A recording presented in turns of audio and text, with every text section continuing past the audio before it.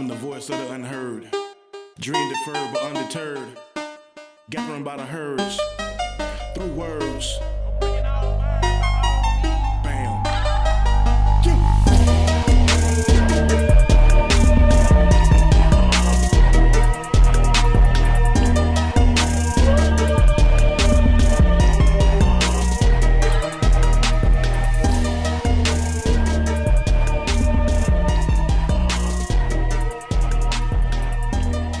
Hey, what's up? This is Bam, native of Atlanta, last of a dying breed from the West Side, Zone 1.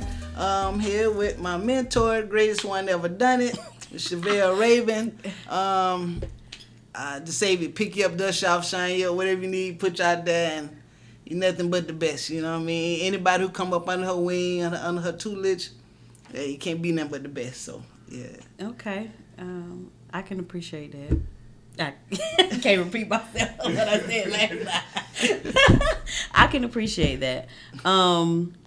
So, what are we gonna be talking about today? What you brought me here for? I think we should talk about mentorship, how important that is, not just in life, but people like me coming out of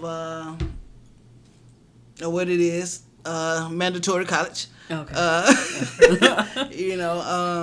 Yeah, just coming home to closed doors and people not giving you a chance, and to run into somebody like you, and hey, the sky's the limit, so, and that's what it's been. I feel like I'm just taking off, and every time I'm just getting higher and higher. Yeah. So. I'm glad you said taking off, because that's exactly what happened. Like, everything was a domino effect, Yeah. Yeah. And I kind of knew that once you told, once we had that conversation about what it was that you wanted to do versus what you was doing, which wasn't, your passion. It's just that you could do it. It was just good money. Yeah, you was getting money. Great and money. You still got a trade, so you can always fall back on it if you need to. Right. But, I think, like, mentorship is more about, like, listening to people and kind of figuring out what it is that they want to do. Yeah. And seeing, how you can help. Right. I had a mentor myself. And I think that if I did not have one, I know I wouldn't be half of what I am today. Okay. So, well, they did a good job. Yeah. I think so. Yeah, so, like I was saying, coming out of mandatory college, you need somebody who's going to try to put you on the right path, because it's easy to, I think it's where the recidivism come back, and I think everybody needs a good mentor, because I had no direction. Right. Like I said, nobody wanted to hire me. Nobody even talked to me. As soon as they said, "Oh, you got a record?" Okay, yeah, nah. And it was like you didn't even blink. I said it, and it was like whatever, and that's what it's been since day one. And I appreciate that, for real. I mean, that really, really did something for me. You know what I'm saying? Like I say, I came out making $17. Who makes that? You know what I mean? Just jumping out the gate, and like I say, it's just been ever since day one, and life been good. Carly, you being a little humble though, but she really has been doing some excellent stuff, and I guess I'll be living vicariously through her life, because she said she wanted to be on radio shows and speak to people and get the information out here to people about how you can come home and do things differently and never go back. Yeah. And so for me, it was really important to kind of push you to do certain things that I knew you got it. You just don't ever want to say that, because you really displayed a lot of leadership abilities in front of people. Period. So it's just awesome to see what has happened. And to see that you've been to Cali, name all the places you've been, just speaking and also organizing and all that. Yeah. I've been a part of a couple of fellowships. I think the most recent one, I'm a part of the Women's Gathering now. They're part of Community Change up in Washington, D.C. We've been doing some channel thing. I'm getting ready to go to Florida next month with that. Then we got the National Council coming up in October. That's to free her. Trying to bring down the population of women and girls, black and brown girls in prison. That's what we're doing. So I spoke at ACLU 100th anniversary event this year. I don't know, just a few things. Right. Yeah, I've been on the radio with WAOK with Rashid. Can't remember his name. He's gonna kill me. I can't remember his name. See? But yeah, I did Kipling Primus. I did Renegade Culture podcast. That's a couple of things, you know. And I'm always still nervous, no matter how many times I get up in front of family. I'm always nervous, but it just feels good being able to talk to the masses, and I really, really want to just, I don't know, be able to reach people, you know, and make a change. And I know, you know what I'm saying, with you pushing me, and, you know, it's headed there. You already making a change. I mean, you've been part of closing the jail down, man. Yeah. It's a jail that's been here for I don't know how many years. Since, you like, know, 95, 96. Right. Some BS, and it doesn't exist anymore. You know, it exists in a different. Right. It's on the way. Why does it exist anymore as a jail? Close the Jail campaign came along. Marilyn Wynn, the director of Women on the Rise, started that back in her heyday. The jail that we're talking about is the jail downtown, Atlanta City Detention Center. It's been here since like 95. Like I said, during the Olympics, they built that to house a homeless population, so the people that's coming to the city wouldn't see it, so they throw them in the jail. Mm-hmm. Yeah, a lot of people don't know that, even the people who are from here. So the jail was not necessarily built for criminals per se, not. right? No. They criminalized poverty, is what they did. Criminalized homelessness. And so when they did that, right, they were able to fill the bed. We made it a 1,500 capacity building. Mm-hmm. That's probably take about $32.5 million a year to stay open. Probably got like 100 people down there. Probably not 100. Somewhere between 60 to 100 on a daily basis. So it was part of the whole ICE thing. You know, they were housing people. The mayor thankfully stopped that. But yeah, so the jail is closing. They're getting the officers that work there, they're getting jobs somewhere else. Mm-hmm. They're going to try to turn what we're going to do, well, what they're doing is let the community decide what it's going to be. And it's going to be just a place for resources. All the people in jail, then we're going to have a resource center so they'll have somewhere to go. Get the help they need instead of locking them up because they got a little something going on, or because they drink, or because they're on drugs. Can't do that, you know, so, yeah. Right. So you all, you know, as a part of that happening or whatever, y'all had to, like, what was some of the stuff that y'all did, you know, I say grassroots or, you know, behind the scenes, I guess you would say. We was out there in the streets. I know I spent the whole last summer downtown, 5 Points, talking to everybody because these are my people. You know, this is me. You know, it's your city. That's right. I love my city, even though they do foolish things. Yeah. So we had to get out there, take surveys, find out what people want, who all been in there, you know, and try to get their stories. I'm pretty sure I did one of those surveys. Yeah, I'm sure. Yeah. I'm sure. You probably did more than one. Yeah. But yeah. You played a role in that. You know, everywhere. Like I say, everywhere you've been, it's like you just keep me in your pocket. And I mean, you know, and I'm just learning so much. Thankfully, you know, thanks to you, I'm learning a whole lot. You know, I wish you just knew. You know, you talk about me, and when you see me, I want you to know it's because of you that I'm like this, that I can go out here and be like, all right, you know, I'm ready to take, you know, for real now. Because, I mean, had I not been pushed, had you not pushed me, I don't think I would have been able to do that. You know, had I not got that started at the Goodwill, I don't think I would have been able to just, you know, it's like everything just came back full circle, you know, because I was always seeing women on the rise everywhere we went. They were there, and it was like, it was just, you know, that thread just came together, so. You find yourself pushing other people because of... Absolutely. Yeah, I can't. It's like every time I get blessed, I got to bless somebody else. You know what I'm saying? You bless me with something, so I got to go reach back because until we all free, none of us are free. You know, and that's for real. So, and yeah, so we got. We don't really have a choice. Yeah. We really have a choice in the matter.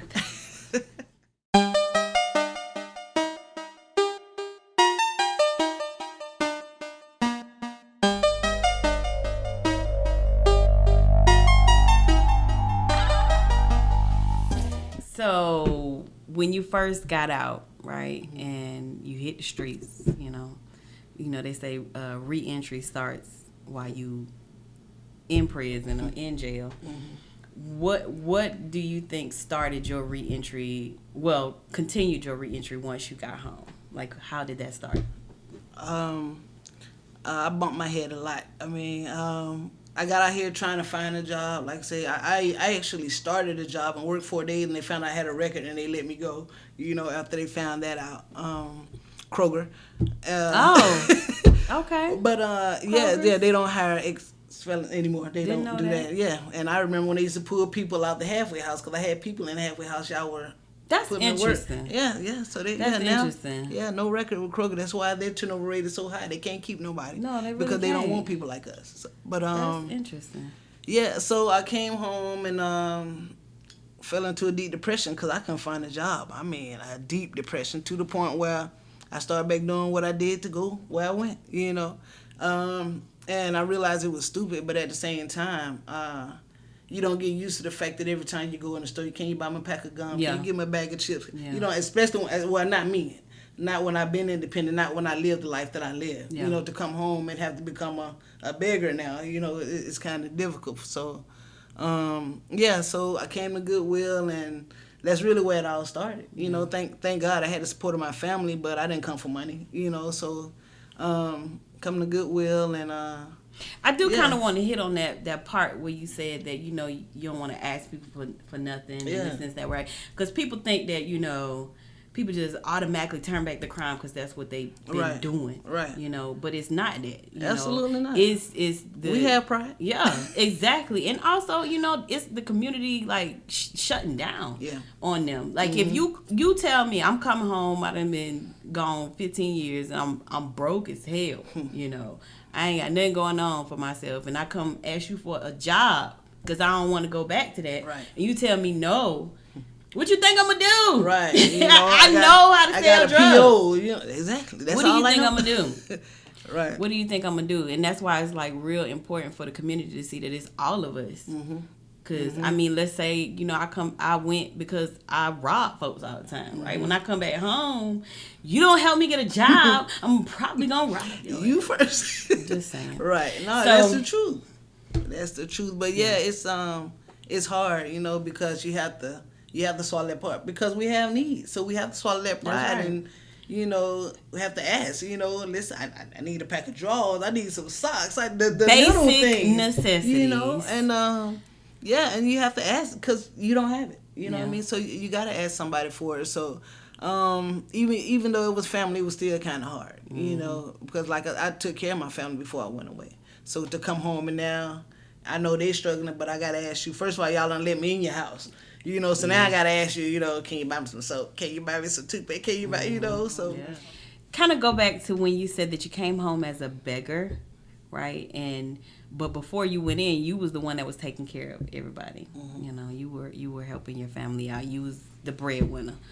And then when you came back home, was there anyone who lended a hand to you? How did that, play out? Yeah. Yeah, when I went, I'm not going to say, everybody, I'm not going to say knew what I did, but they knew I had money, but I did, and I did what I did to take care of my family. Like I said, my dad died when I was 16, my mom was struggling, and if I had to do it all again, absolutely, I would, but to come home and, those same people, and like I said, it was kind of like first few years in, nobody was really like trying to, and I don't come from money. We so they didn't have it anyway. Right. I mean, so they had it. it. They did. Okay. Every now and then they had a little change. I know, like I said, they wasn't just balling like that, but they had a little change. They was making it, but the struggle was there. Like I said, we grew up poor. But we didn't know we were poor because we were surrounded by so much love. So it didn't matter that we was just that poor. But when I first came home, I want to say like that first week, it was all love.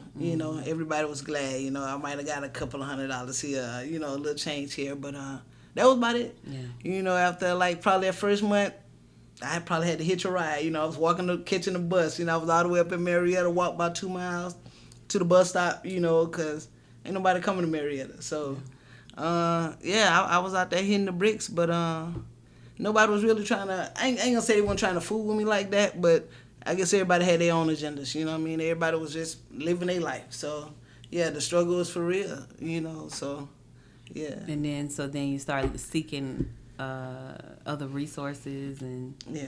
So how you find out about places to go and what to do, what to do? Like, who guided you in that direction? Like, did you just look I was just out there. No, Google? I mean, I lived on Indeed. I probably put in like 10,000 applications a week. I was on, my sister taught me how to do that because that's what I was living with. They taught me how to get on there, and I put in applications. I walked to the place, the business that was around. I went to them. But yeah, like I said, my record said it all. Nobody really want to hire you and I'm not gonna lie because you can get that, so why lie? So I did that, and I said, okay, have you ever been committed? Yes, I have. How did you even find resources? Like, I know you said okay. you know what I'm saying? Now I was Yeah. trying to get to like, because when How you did I stumble on right, it? because when you are mentoring, because you going, you've mentored people or whatever. Like, how are you telling them what to do, like, to where to go, and, so what did you do? Like, yeah, I wish I would have known then what I know now, and that's only, like I say, thanks to you and the other orgs I've been with. A friend of mine told me about Goodwill because somebody they knew had went through Goodwill, and I guess they was pretty successful. It was some years before I went, so yeah, they told me about Goodwill, and yeah, we just came through the information session and surprise, and that's how we lined up.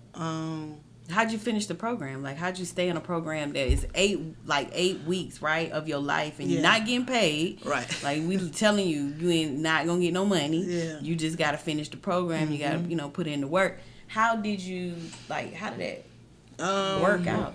It was difficult at first. I took a little part-time job scrubbing toilets, something I had been doing, but and they treated me like I was still there, so I ended up leaving that. Like I said, I still got my pride. It don't matter. You ain't gonna treat me like, So yeah, so like, and to God be the glory because I wasn't working, and I'm trying to go to school, and I had a little support, and it's hard when you don't have that support. And I think I try to think from those lines for the people who don't have that support.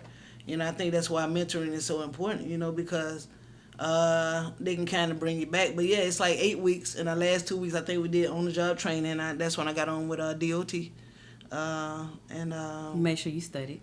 Yeah, and I studied because Goodwill was so good to me. I got CDLs for the free. I got my Flagger card. I got so many credentials where, so it's like now when I sit down and slap my credentials across the table, they take me a little more serious because... Yeah. And you ain't had to pay a dime except for like motivation. Yeah, that's all you put into it was time and motivation. Yeah. And when you motivated to do something differently, it'll come out. It'll come out for you. You definitely have to be serious. You have to want it. Because I know like now so many people always they say they want things, but at the same time they're not doing anything to. I know people personally, I'm trying to get this car, and I'm like, but you don't work. So how you know what I'm saying? How you gonna get a car? Yeah, and the game ain't like it used to be, so ain't nobody out here standing on the block no more. So, I don't know what people expect, but, you have to be serious because it ain't like it can't be done. If you're serious enough, you can do anything. Like I said, I came from the gutter, and it's no excuse as to why I went to prison, but because I grew up with my mom and dad at home. I'm the youngest of 11. My sisters and brothers raised me, so the love was there. We was piss poor, but we had so much love it didn't even matter. Like I say, my dad died, and the struggle with there's no money where I come from. The west side of Atlanta probably even worse now than it was when I grew up. And there are no jobs. There's no grocery stores, so there are no jobs. We still have people living over there, and it's like we're forgotten. You know what I'm saying? So you have to really want it, and I feel like if you want it enough, people always talking about they're tired. Yeah. It's the difference between being tired and being fed up. Because once you get fed up, you feel like, okay, I'm tired, and I'm really tired, and you can. There's nothing you can't do. And I hear I remember when I made a lead position at C.W. Matthews, and I was trying to pull so many of the guys. I was like, yo, let's get this money. These people giving away money. Come on, every week you can bring home at least a stack. Come on, you can bring home a whole stack, and the first thing they say is, I got a record. And I was like, bro, come on, the last person you gonna tell you got a record to, so. Yeah. But, if you really want it, I just feel like there's nothing that can't stop, nothing ain't gonna stop you from getting it, because it was so, like I said, when I came home and after I fell into that depression before I came to Goodwill, I started back selling drugs again. I was on probation. You know, I Mm-hmm. just got out.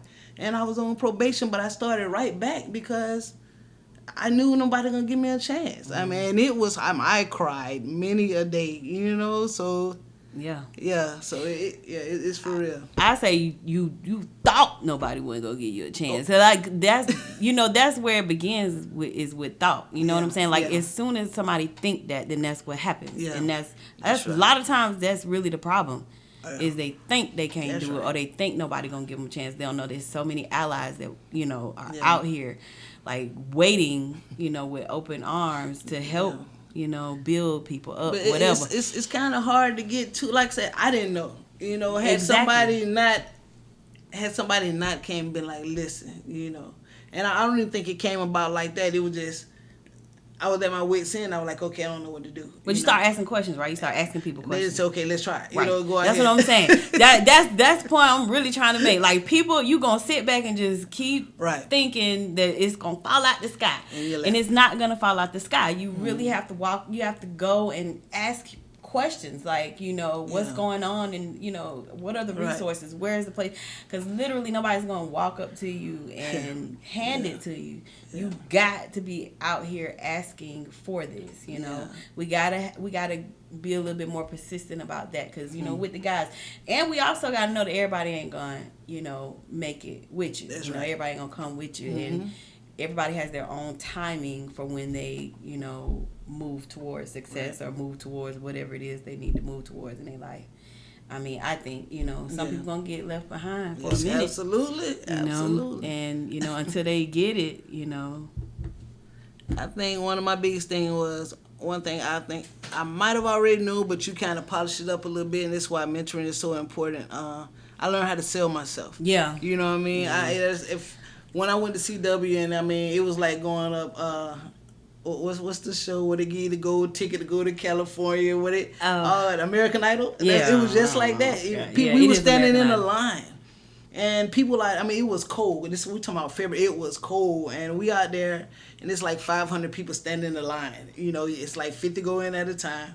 People coming out. If they come out with a hat, they got a job. But it was so many. I think they hired like maybe 100 people that day. I don't even know if it was 100 people, but I got that. And my thing was, you really have to go in there and know how to sell yourself. Because I mean, I was open and honest with them about having a record, but it was like, all right, what I mean? But can you work? That's all they wanted. So I really had to sell myself on, I need you to give me a chance, and they did. But that is a skill, though. Because if you don't believe it, how they going to believe it?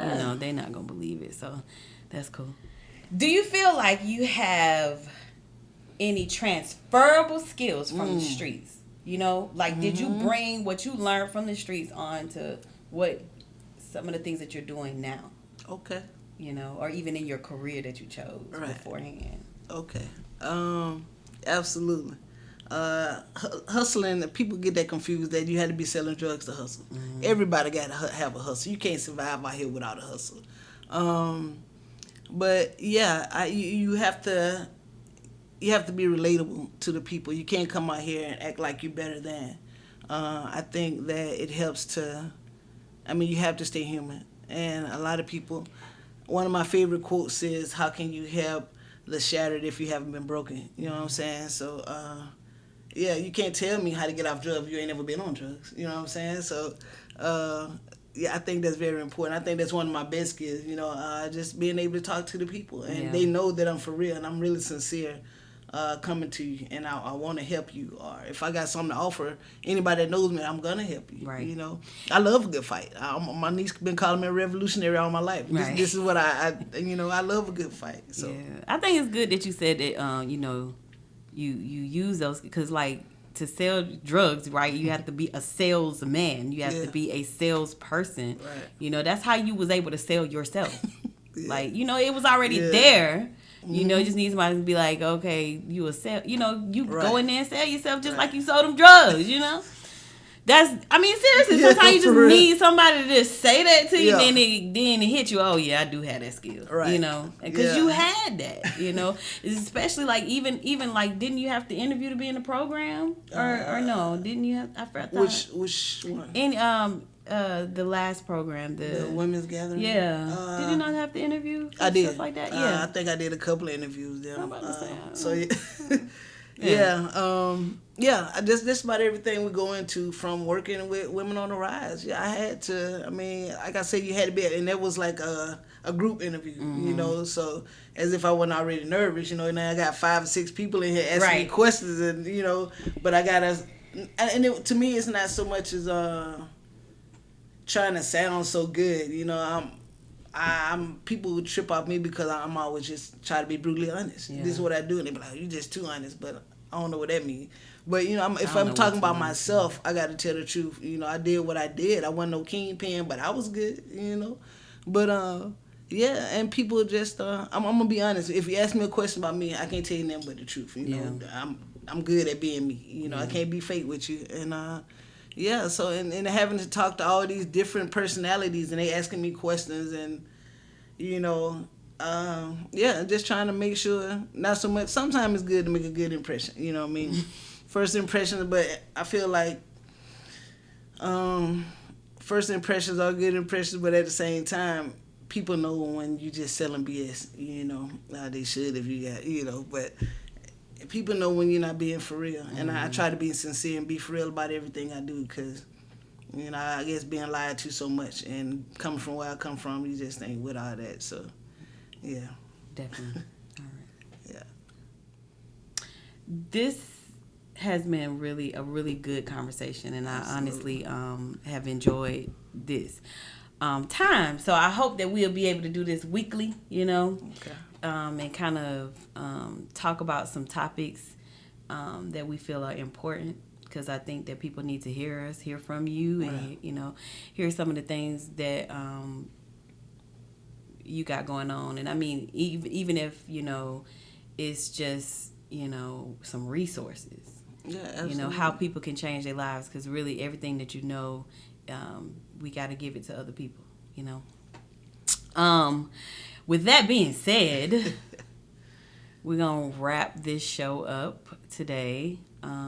You can find BAM on IG at _you_back_ wait a minute, I'm back, you're welcome on Instagram, but you have to just, you know, you type it in, it ought to pop up. Okay. And on Facebook at BAM.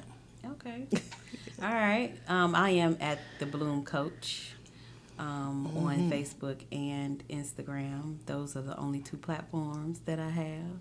I'm working on Twitter. No, I'm working on Twitter. I ain't learned yet, but I'm trying. So you can get on there and rant and rave. Yeah. I got a lot to rant and rave about. Yeah, you do. Yeah, you do. Okay. Well, thank you. Yeah, absolutely. Always a pleasure. See you next time.